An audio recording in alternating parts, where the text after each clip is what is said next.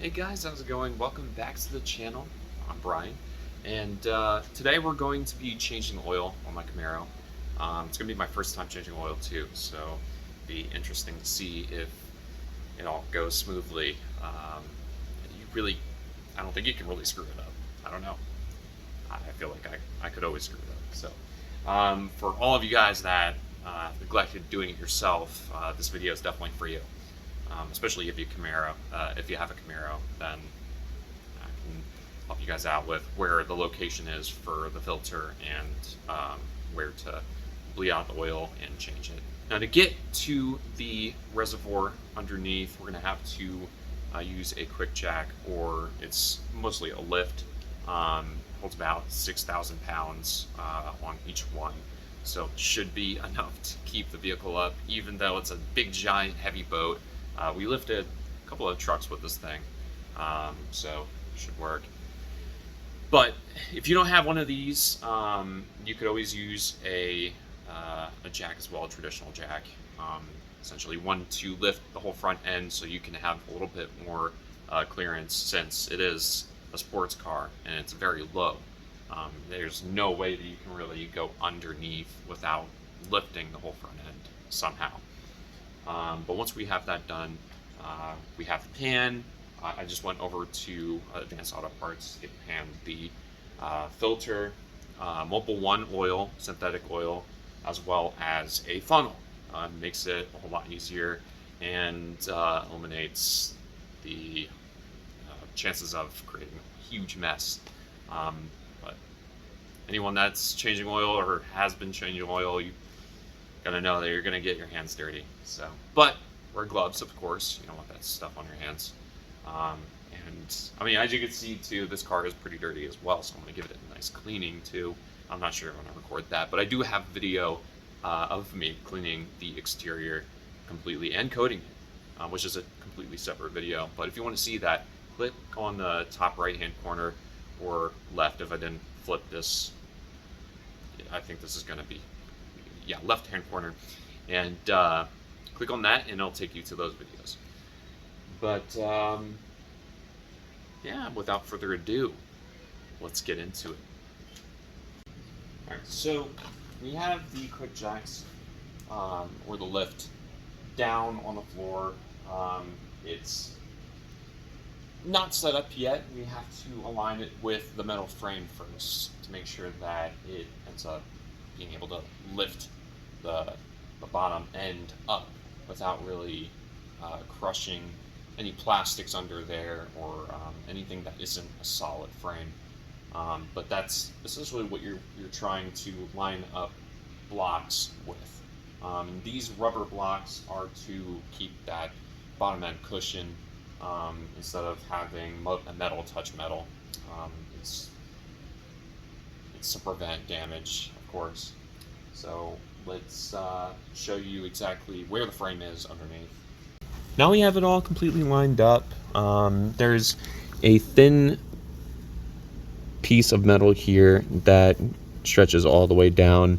It's the edge here, and it's connected to the frame. I'm just gonna line the block here up with that piece, and I'll be able to push the car up without having any issues there. So I just got to do the same thing with the other side, line it up completely, and see what happens when we jack it. All right, let's see.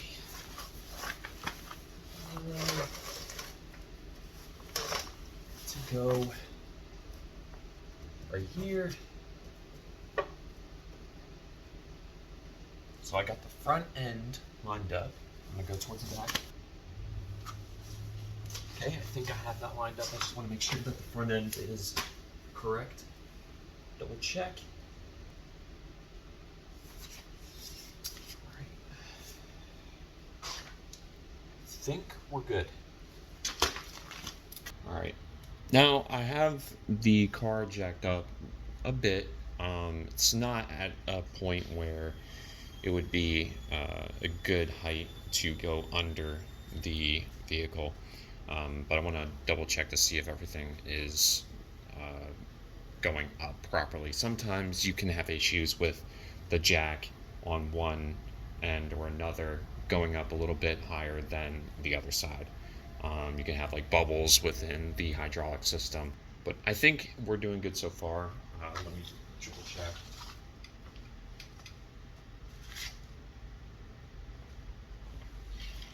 It seems like it's evened out completely.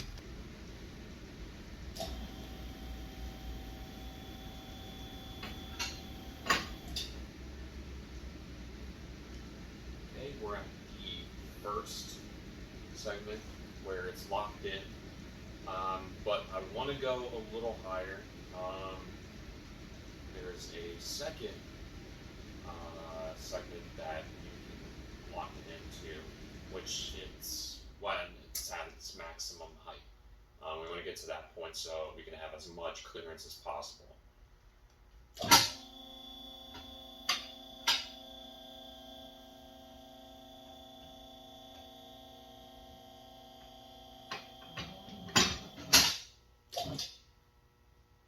Alright, and now it's completely maxed out, I believe.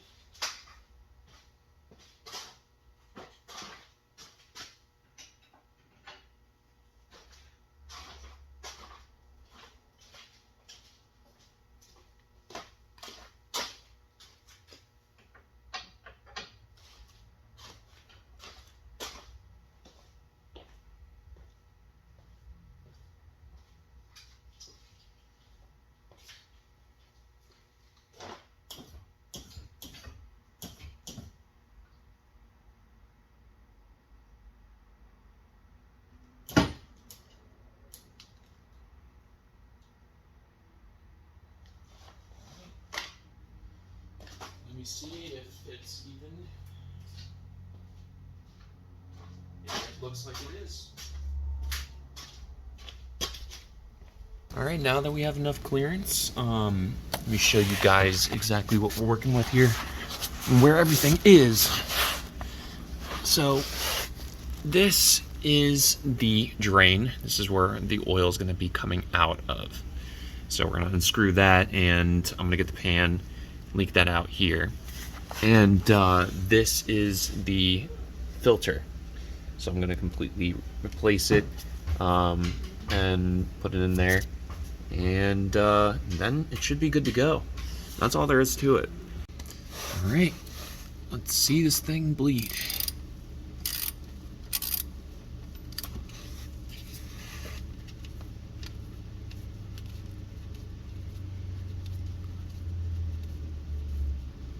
I'm unscrewing it now, and should come off very soon.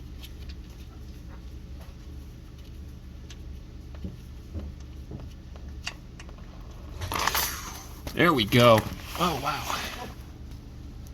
So as you can see, now the oil is bleeding out. It does come out very suddenly. Wasn't really expecting that. Should have, but yeah, if you guys don't have a pretty decent sized pan, you definitely want to get something. Well, you should read up on how much oil is in your oil container. But mine has about 10 quarts of oil, holds about 10 quarts. And as you can see, the oil is starting to wane a little bit, not leaking as much as it was before, but it's a large amount of oil for sure. I'm just gonna wait until that completely empties out, and then it's time to unscrew the filter, and we'll take it from there. Alright, so as you can see, it's been about 5 minutes. It's at a very steady pace, very small amount leaking out. That should be good enough. I'm gonna cork it and make sure it's screwed in completely, very tight. And then should be able to remove the filter. Once we get that replaced, then all that's left is to refill, and we can do that from the top. And that is basically it. Screw this in.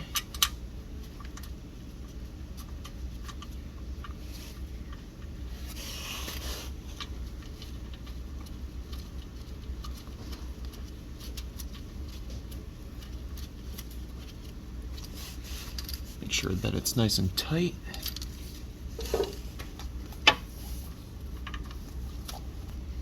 That is pretty tight.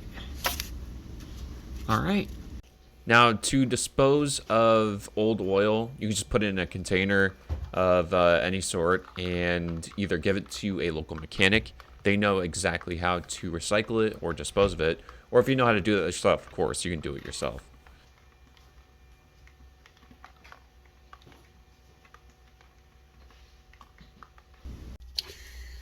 All right, now for the filter.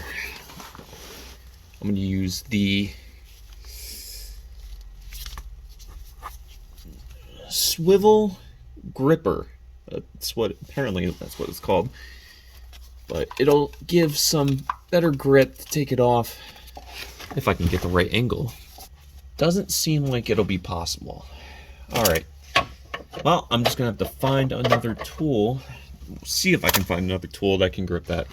I found something that can actually unscrew this thing. I found a pair of gloves or a glove. Usually these are used to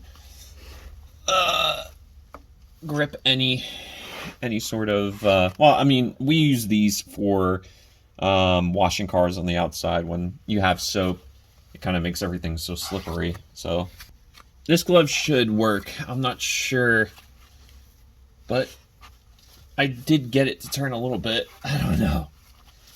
And no, it has nothing to do with muscle power. Or maybe it does. I don't know. I guess it doesn't. I don't have it. Oh my god. Should it really be this tight? I get it's supposed to stay on, but I can't do it.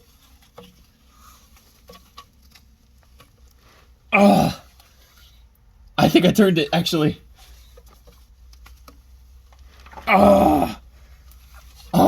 I got it. Slowly.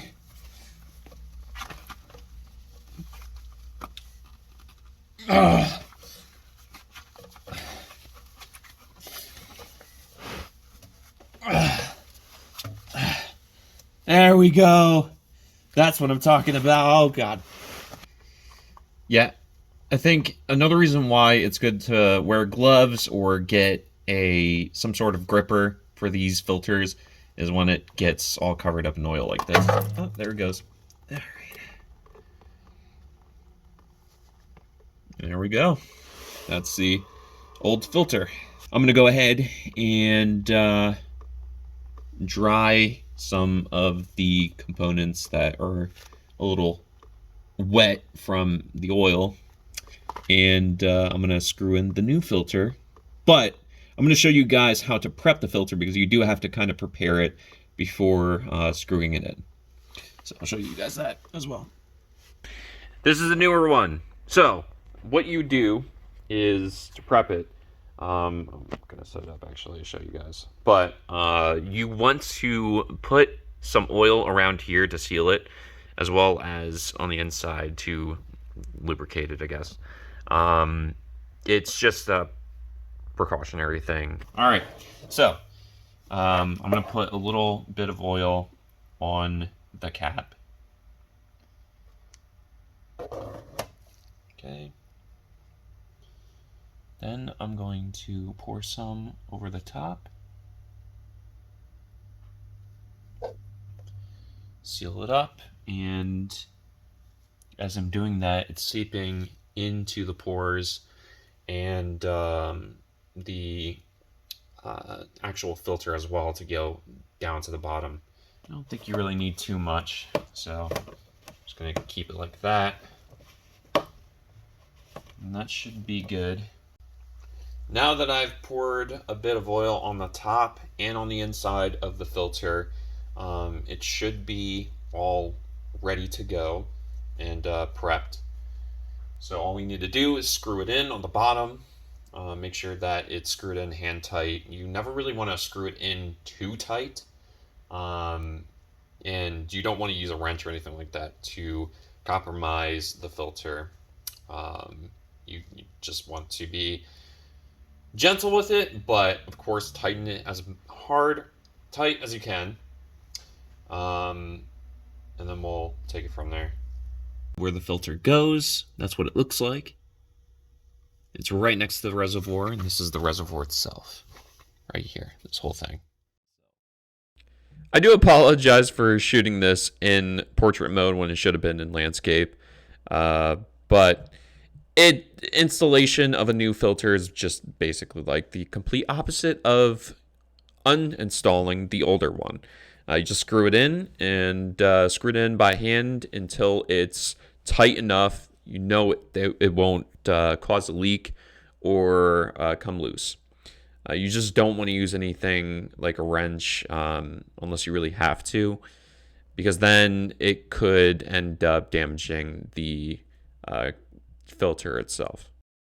Now that we've tightened and installed the filter, as well as tightened up the drain on the left side or the passenger side, all that's left to do is to lower the car down so I can get easier access to the top of the hood, on top of the engine, show you guys where the reservoir is on the top.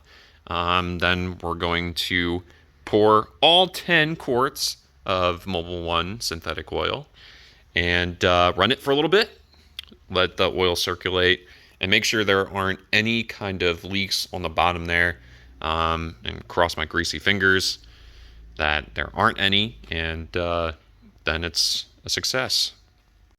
All right, let's lower this baby.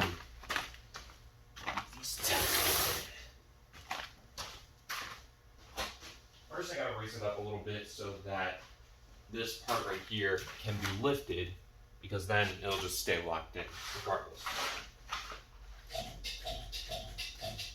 There we go.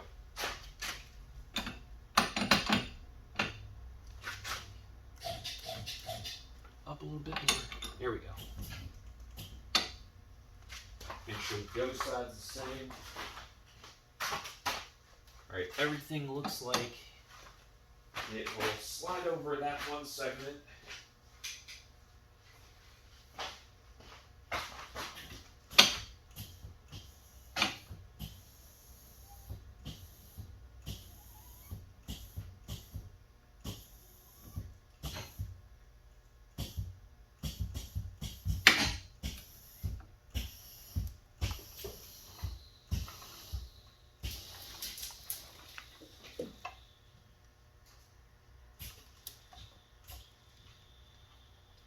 Alright, there it goes. Awesome. Now that's lowered, we can finally put some oil in. Alright, I'm going to go ahead and pop the hood, and we're going to see where that reservoir is. Gotta get the keys first.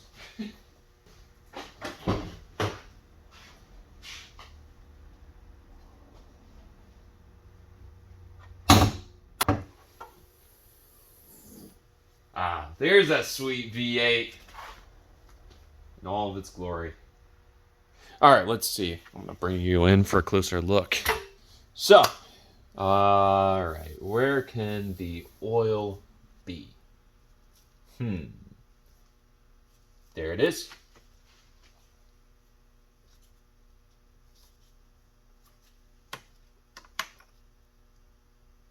Alright.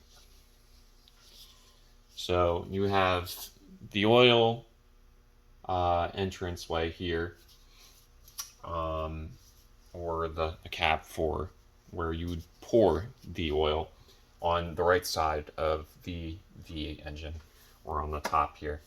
And there's the dipstick on the left side. Then you can check to see what your status is. It's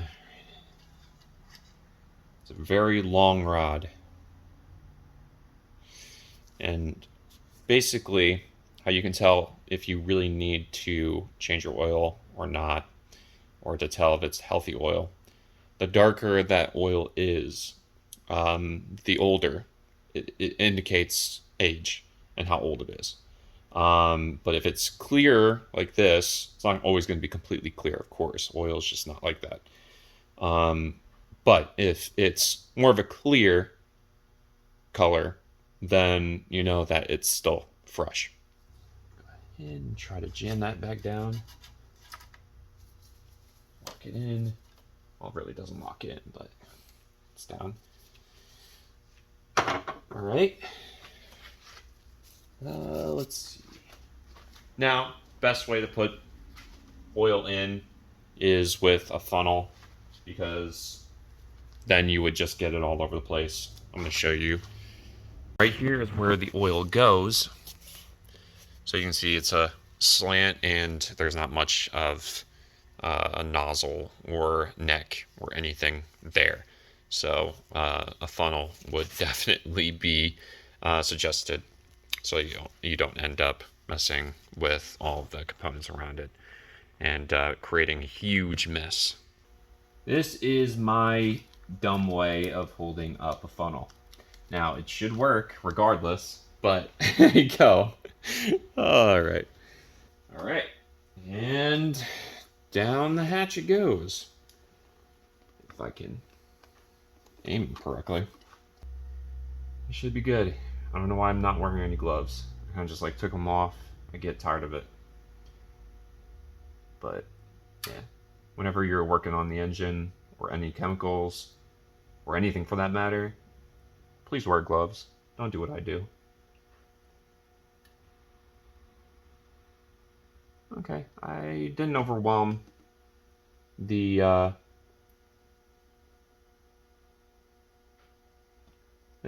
cone. So started pouring a decent amount at once. So worked out for me. So far we got 5 quarts of oil. Here comes 10.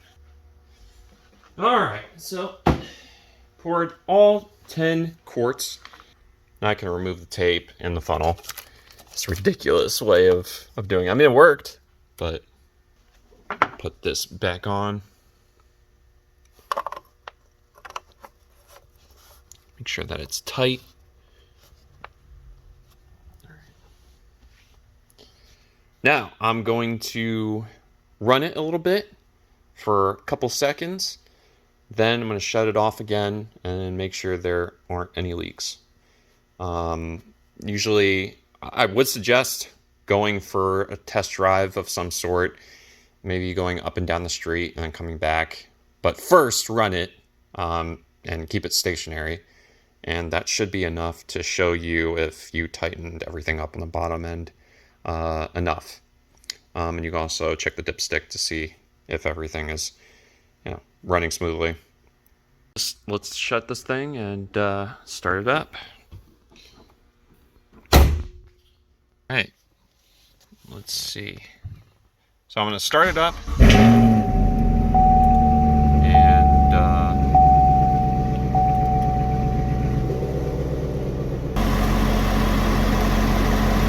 it seems like it isn't leaking at all. All right, it's been about like a decent amount of time. Shut it off.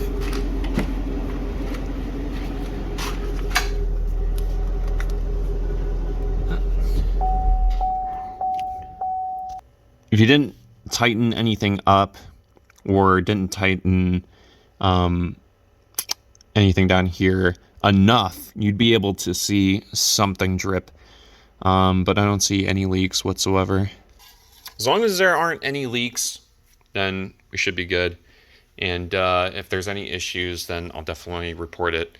But that is basically how you change your oil. All right, guys. Well, that is how you change your oil on a 2017 SS1 Camaro. It's relatively easy. Actually, it was a piece of cake. It's just a little time consuming and a bit of a mess sometimes if you don't know how to keep everything contained, or if you don't have like an oil pan or something to catch the oil, then it is a huge mess. And oil is pretty difficult to clean efficiently and completely off the surfaces. So if that's really a concern, maybe it would be best to just give it to a mechanic or something. But other than the mess that you get, as well as the leftover oil that you have to dispose, those are only two things that you really need to worry about, and everything else, well, lifting it as well, having the proper lifts to be able to get under there in the first place is also important. Because if you don't have any lifts, then yeah, you're not going to be able to do it, unfortunately. Um, Everything is basically underneath the filter, as well as the valve that you empty the oil from. Hopefully this helped you, and you can apply this to your other vehicles, of course, where oil where oil filters are on vehicles are usually dependent on the manufacturer, and as well as where the drain is too. So that's something that you might want to look up, depending on what vehicle you have. But if you have a Camaro, 6th gen, I believe the 5th gen, and maybe even the 4th gen are basically the same. Don't quote me on that. But I believe they're the same, and hopefully it helped you a little bit if you didn't know. If you guys enjoyed, hit that like button. I greatly appreciate it. If you didn't, thumbs down. And even though YouTube really doesn't show that anymore, I find it so odd. But also, put your thoughts in the comments down below. Greatly appreciate all the support that you've given me so far. Oh yeah, hit that bell icon as well. And this is Brian from Red X, signing off, and I'll see you later in the next upload. Really don't know. Personally, I would say that they're just performance-based ones. I don't know what makes them